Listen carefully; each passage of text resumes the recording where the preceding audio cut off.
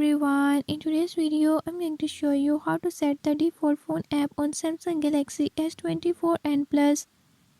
In this video I'm going to show you how you can do it.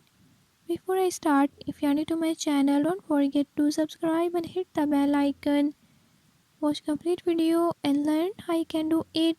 Let's watch the video.